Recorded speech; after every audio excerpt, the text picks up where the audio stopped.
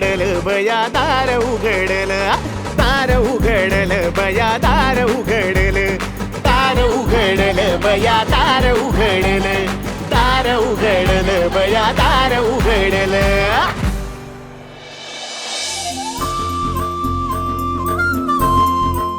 आपण या सावित्रीबाई ज्योतिराव फुले मालिकेच्या सेटवर आलो, त्यातल्या सावित्रीबाईंशी म्हणजे क्षमाशी गप्पा मारल्या. त्या गप्पांचा हा दुसरा भाग. तुझी मेकअप रूम पण बघितली आणि ती तू खूप सुंदर डेकोरेट केलेली आहे. म्हणजे एक वॉर्म वाइब तिथे क्रिएट झाली. राईट. तर त्याबद्दल काय सांगशील की तू का तुला असं डेकोरेट करावं असं वाटलं तुझी स्पेस? मी खूप अशी क्रिएटिव्ह पर्सन आहे. म्हणजे मी घरी जरी असले आणि मला एक छोटा कॉर्नर दिला तरी मला तो डेकोरेट करावा असं वाटतो. तर रिझन हेच आहे की आपण खूप वेळ शूट करून येतो किंवा कधी कधी काही खूप हेवी इमोशनल सीन्स असतात किंवा दमतो आपण कधी कधी. सावित्री, फक्त आणि फक्त भूदेवांना दान दिलं तरच पुण्य मिळतं असा समज आहे लोकांचा. त्यामुळे नाही मिळाली देणगी. हा, पण एक देणगी मात्र न चुकता मिळते आपल्याला. कुठली देणगी? शेण दगडाची.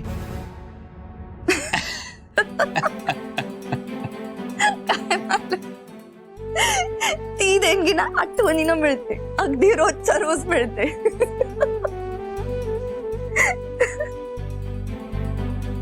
डोळे पाणावले तुझी सावित्री.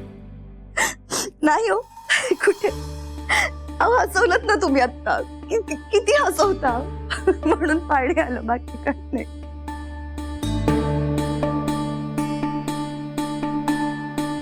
हे अश्रू मी हसवलं म्हणून नाही आले सावित्री.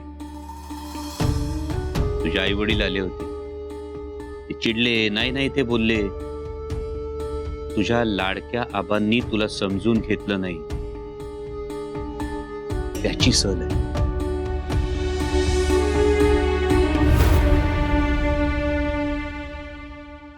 बरोबर.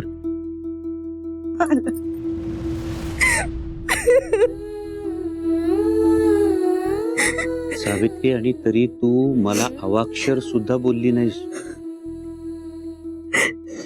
सो मेकअप रूम मध्ये आल्यावर एक असं कोझी वाईब, शांत मन आणि असं एक वाटण्यासाठी, पॉझिटिव्ह वाईब येण्यासाठी मी थोडीशी डेकोरेशन, आणि ती खूप सुंदर झाली. आपण बघूयात आता ती. येस. आपण तुझ्या डेकोरेटेड मेकअप रूम बद्दल बोललो, तर ती आपल्या प्रेक्षकांना दाखवशील का तू?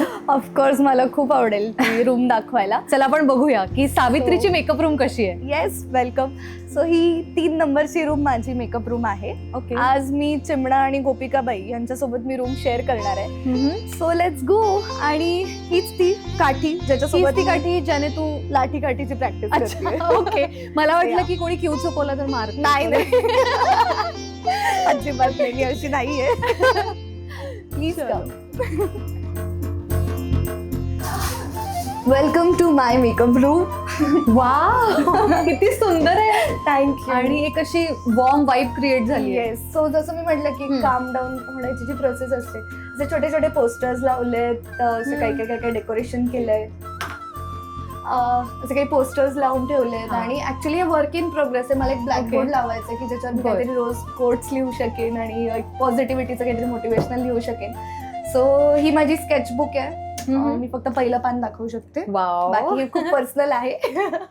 सो हा कप जो आहे, जिच्यासोबत मी मोस्टली इथे रूम शेअर केली, तिने मला हा गिफ्ट दिला. ती म्हणजे मृणालिनी ताई, जी चिमणाबाईंचा रोल करते. So she is very sweet आणि मजा येते तिच्यासोबत रूम शेअर करताना. सो अशा पद्धतीने मी जरा छोटे छोटे असं डेकोरेट करून, आणि ते खूप वॉर्म वाईब क्रिएट केली आहेस तू.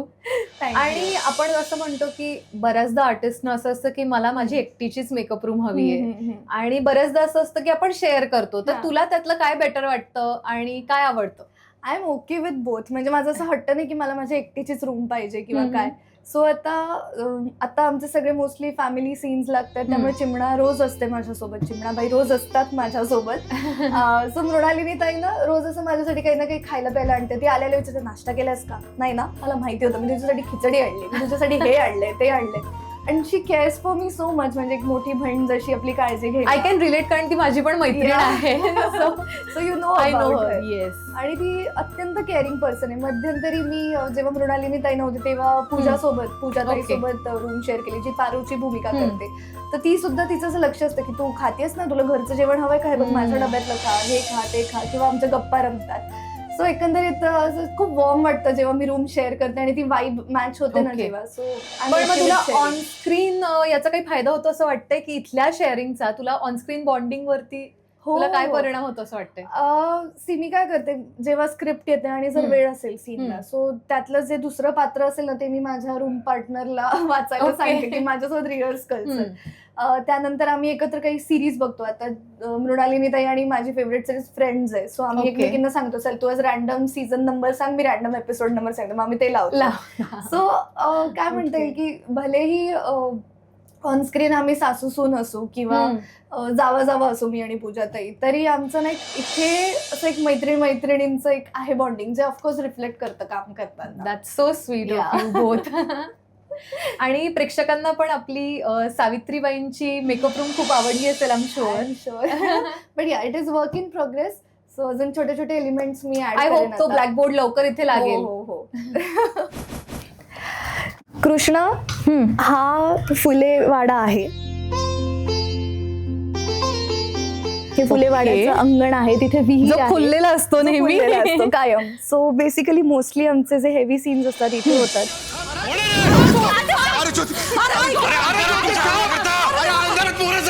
बऱ्याच इथून हॉलमध्ये, मग पुढे किचन. ओके.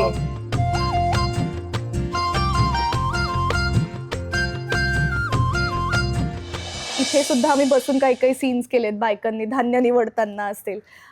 तिथे शेजारी पाहिलंच तर राणोजी आणि रखमा यांचं घर असतं. ओके. तिकडे आपण मळा दाखवतो.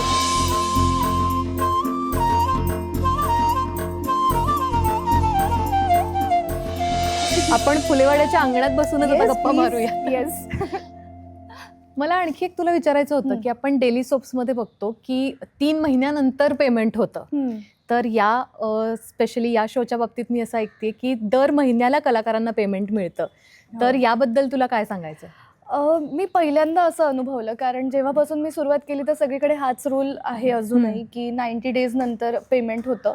तर मला कुठेतरी ते कळत नव्हतं की म्हणजे नेमकं काय असतं. सो जसं जसं अनुभव येत गेला तसं कळलं. पण इथे आल्यावर मी पहिल्यांदा अनुभवलं की ज्या महिन्यात आपण काम केलं त्या महिन्याचं पेमेंट लगेच आपल्याला मंथ एंडला मिळतंय म्हणून. तर ह्यामुळे काय झालं ना, कुठल्याही आर्टिस्टला किंवा कुठल्याही टेक्निशियनला किंवा जी लोक इथे सगळेजण काम करतात, एक फायनान्शियल स्ट्रेस जो असतो ना, की आत्ता केलेल्या कामाचं आत्ताच आपल्याला पेमेंट मिळतंय, ते एक समाधान मिळतं. एक फायनान्शियली आपल्याला सगळं काही व्यवस्थित सेटल करता येतं आणि कुठेतरी ना आपण स्ट्रेस फ्री राहून इथे काम करतो. सो आय थिंक की हे खूप चांगलं पाऊल आहे आणि आय होप की हे लवकरात लवकर इतर ठिकाणी सुद्धा लागू होईल. आपण जेव्हा बघतो की एपिसोड जेव्हा प्रेक्षक बघतात तेव्हा त्यांना पडद्यावर म्हणजे स्क्रीनवर दिसणारा सेट आणि स्क्रीनच्या मागचा पडद्यामागचा सेट हा खूप वेगळा असतो. त्यांना दिसणारा काही मिनिटांचा एपिसोड, तो शूट करायला लागणारी मेहनत ती खूप जास्त असते. जेव्हा एखादे असे कोणी व्हिजिटर येतात तर त्यांना काही अप्रूप वाटतं का आपल्या शूटबद्दल किंवा कशा रिॲक्शन्स असतात? नक्कीच. म्हणजे अनेक प्रेक्षकांना ती संधी मिळाली होती की इथे येऊन ते भेटतील, सेट पाहतील, आमच्याशी गप्पा मारतील. पण मला एक खूप स्पेसिफिकली एक छान किस्सा सांगायचा आहे. जयंत पाटील सर सेटवर आले होते एकदा आणि आम्ही सगळे असे, म्हणजे मी तर असे होते की बापरे जयंत सर आलेत आणि आता ते बघणार आहेत शूटिंग कसं होतंय. सो ते असे आले आणि इथेच तेव्हा सीन सुरू होता. या अंगणातलाच एक खूप महत्त्वाचा एक सीन सुरू होता. त्यानंतर ते मॉनिटर जवळ जाऊन बसत होते आणि त्यांनी पाहिलं की कसं चालू आहे शूट. मग अमोल सरही त्यांना सांगत होते की इथे असं करतात तसं करतात. त्यानंतर आमचं सीन जेव्हा पूर्ण झालं शूट, त्यानंतर ते आम्हा सगळ्यांना भेटले, सगळ्या टेक्निशियन्स आणि सगळ्या कलाकारांना. आणि मग ते म्हणाले की तुम्ही सावित्री मायका? म्हणलं हो येस सर, छान काम करताय वगैरे. आणि त्यांना खूप छान वाटत होतं. म्हणजे ते ती एक एक्साइटमेंट आणि ती उत्सुकता त्यांच्या चेहऱ्यात दिसत होती की त्यांना हे खूप आवडतं, हे ज्या पद्धतीने सगळं शूटिंग होत आहे. सो ती एनर्जी आम्हालाही मिळाली. त्यामुळे आम्ही पण अजून एक्सायटेड होतो त्यांच्याशी गप्पा मारायला. आणि त्यांनी खूप भरभरून कौतुक केलं पूर्ण टीमचं, जे आमच्यासाठी खूप मोलाचं होतं. ग्रेट. आणि आपण काम करताना तर मजा मस्ती चालू असते, एक्साइटमेंट असते, पण त्याबरोबर कधी कधी दडपण पण असतं. तर असा कुठला सहकलाकार आहे ज्याच्याबरोबर तुला सीन करताना दडपण येतं? मी अगदी खरं आणि स्पष्ट उत्तर देणार आहे. जेवढी मला मजा येते तेवढंच मला दडपण असतं काम करायला, ते म्हणजे अमोल सरांसोबत. कारण म्हणजे लहानपणापासून मी त्यांचं काम पाहत आले. इतक्या वेगवेगळ्या भूमिका त्यांनी साकारल्या आहेत की त्या भूमिकेत आपण त्यांच्याशिवाय इतर कुठल्याही कलाकाराला पाहू शकत नाही, इतकी छाप पडली आहे प्रेक्षकांच्या मनावर. तर मला जेव्हा कळलं की अमोल सरांसोबत आता सगळे सीन आपल्याला करायचं असं आहे, सगळं आहे, दडपण होतंच मला. कारण म्हणलं की काही होऊ दे पण मला चुकायचं नाही, मला अमोल सरांचा ओरडा नाही खायचा आहे, एक अशी भीती, आणि जी अजूनही कुठे ना कुठे थोडीशी मनात असते, कारण ती आदरयुक्त भीती आहे ती. सावित्री सोड. सावित्री आजपर्यंत टाकण्याची डोसकी फोडतो आता.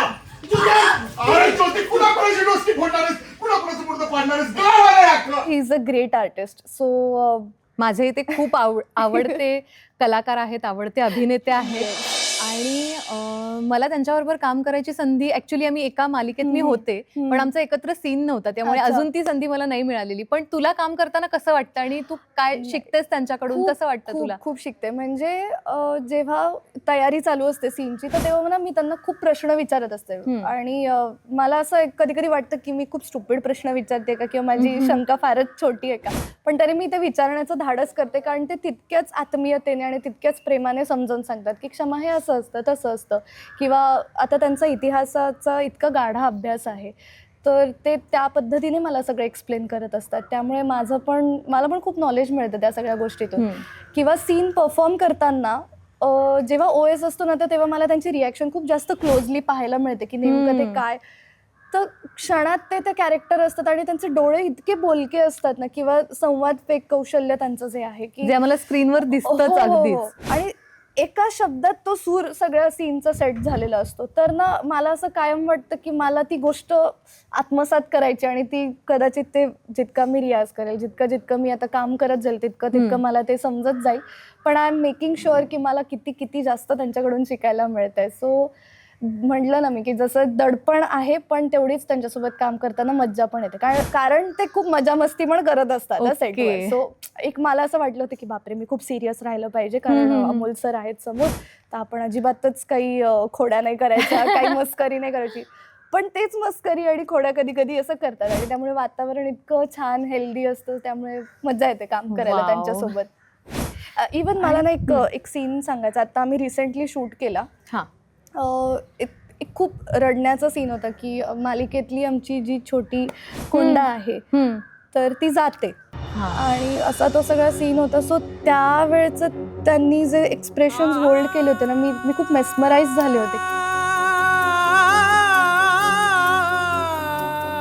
ज्या पद्धतीने त्यांनी होल्ड केलं होतं, किंवा त्या आधी सुद्धा एक सीन गेला होता जिथे ते मला सांगतात की समानता किती महत्वाची आहे, आणि सर्व जातींची त्यांनी नावं घेतली होती. महार, मांग, चांभार, ढोर, रामोशी हे तर आहेतच, पण त्याच बरोबरीनं कैकाडी, किकवा, ककैया, कामाटी, कहार, केवट, कोष्टी, कोल्हाटी, कातकरी, काथोडी, कोंगाडी, कटपुतळी, कंजार भाट, कोंची कोरवा, नालबंद, पगडबंद, छप्परबंद, कुचबंद, खंगार, खाटी, खुटेकर, पारधी, फासे पारधी, पांगुळ, पोवरा, पासो, पाथरवट, पखाली, पिंजारी, भामटा, भाट, भांड, भडभुंजा, भाविण भिस्ती, भोई, गाढव भोई, मेहरा, माला, माला दासरी, मसणजोगी, मदारी, मांग गारुडी, दखनी मांग, शिवाय मिनी मादिक, मुकरी, माकडवाले, मेंढगी, मैराळ, मनकवडा,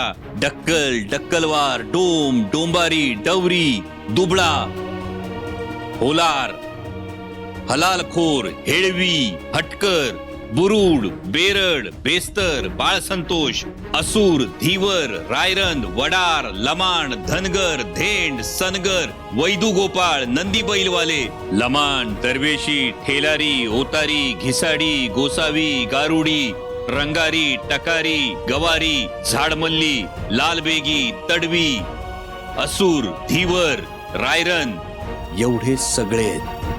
तर तेव्हाचा त्यांचा तो अभ्यास असेल, किंवा ज्या पद्धतीने ते आत्मीयतेने ते सगळं सांगत होते ना, तर मी असं की ये आना चाहिए, ये डेडिकेशन हमें आना ही चाहिए. So Great. ट्राईंग की अमोल सरांकडून मला अजून किती शिकायला मिळेल. आणि तुम्हा दोघांचा एक मला सीन आणखी आवडला होता, म्हणजे तो एक किचन मधला सीन होता बघ, की ज्यामध्ये ते तुला घास भरवतात. तो खूप cute होता.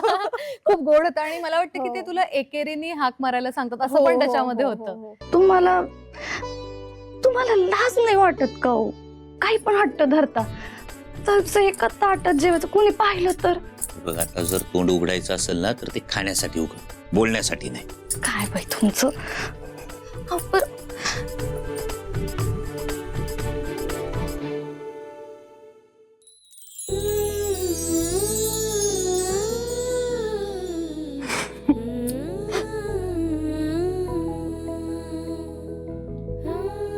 झालं का तुमचं समाधान मालक? मालक? सावित्री मालक का म्हणते? मी काय मालक आहे तुझा? बायका तर आपल्या नवऱ्याला म्हणतात ना मालक, धनी. दुसरं काय म्हणू मी तुम्हाला? ज्योती, काय? अहो, काही बी बोलता का हो तुम्ही? हे बघा, असं नवऱ्याचं नाव घेतलं ना तर पाप लागतं. मला नका पाप नको मला. It was very sweet scene. म्हणजे आम्हाला काही कमेंट्स असे आले की it was a pookie scene. हा, तर sir In Gen Z language. Gen Z language. तर सर मला की तू जेन्झी असला. म्हणलं हो. हे पुकी काय असतं? म्हणजे सर पुकी म्हणजे असं गोड क्यूट. Cute, तर हा. त्यांना तो शब्द खूप भावला. सो असे काही सीन आले ना जिथे सावित्रीबाई आणि ज्योतिरावांचं हा. बॉन्डिंग दिसतं, तर आम्ही असं की सर पुकी सीन आलाय. असं एक छोटीशी गंमत आम्ही करत असतो.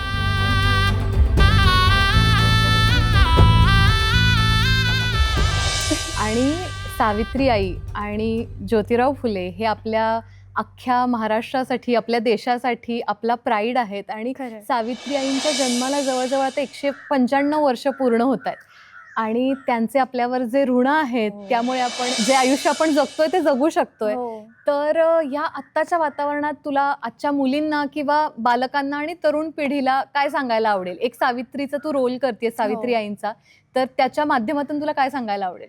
सावित्रीबाईंची भूमिका साकारताना मला खूप गोष्टींचं महत्त्व पटतंय आणि मला असं वाटतं की तेच मला सगळ्यांना सांगावं असं वाटतंय.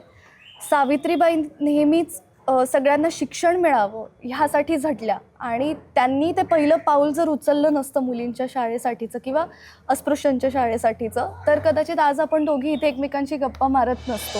त्यामुळे मला सगळ्यांना हेच सांगायचं की शिक्षण हे खूप खूप महत्त्वाचं आहे. कारण आपण सगळ्यांनी शिकावं ह्यासाठी कोणीतरी अनेक वर्षांपूर्वी खूप मोठा स्ट्रगल केला होता आणि त्यासाठीच आपण शिकलं पाहिजे. आज आपल्यासमोर अनेक उदाहरणं आहेत. द्रौपदी मुर्मू आपल्या राष्ट्रपती आहेत, त्यासोबतच कल्पना चावला ज्या ॲस्ट्रोनॉट होत्या, प्रतिभाताई पाटील त्यासुद्धा आपल्या प्रेसिडेंट होत्या आणि अशी अनेक नावं आपल्यासमोर आहेत की ज्यांच्याकडून आपण इन्स्पायर होतो की इतक्या मोठ्या लेवलला त्यांनी काम केलं आहे देशासाठी. त्यामुळे शिक्षण घेणं हे खूप महत्त्वाचं आणि त्यासोबतच सावित्रीबाईंची एक गोष्ट जी माझ्या मनाला खूप भावते ती म्हणजे की कितीही कठीण परिस्थिती असली तरी तुमच्या ध्येयापर्यंत पोहोचा आणि ती जिद्द कायम ठेवा. त्यामुळे हाच संदेश मला आजच्या पिढीला द्यावासा वाटेल. थँक्यू सो मच क्षमा. Yeah. तू आम्हाला आज या सेटची सफर घडवलीस आणि खूप गप्पा मारल्यास. आणि एवढ्यातच हा प्रवास संपलेला नाहीये. आपण बाकीच्या कलाकारांशी खूप गप्पा मारणार आहोत. अजून सेट आणि त्याच्या पडद्यामागच्या गमती जमती आपण एक्सप्लोअर करणार आहोत पडद्यामागची गोष्ट या आपल्या सेगमेंटमध्ये. तर दर रविवारी सगळ्यांनी हा एपिसोड बघत राहा. भेटूया. आणि तुझ्या निमित्ताने मला सगळ्या रसिक प्रेक्षकांना सांगावं असं वाटेल, तुम्ही जे आत्तापर्यंत प्रेम केलं आहे असंच भरघोस प्रेम आणि भरघोस प्रतिसाद आम्हाला देत राहा. पाहत राहा सावित्रीबाई ज्योतिराव फुले आपल्या मराठी वारसा ह्या यूट्यूब चॅनलवर. धन्यवाद.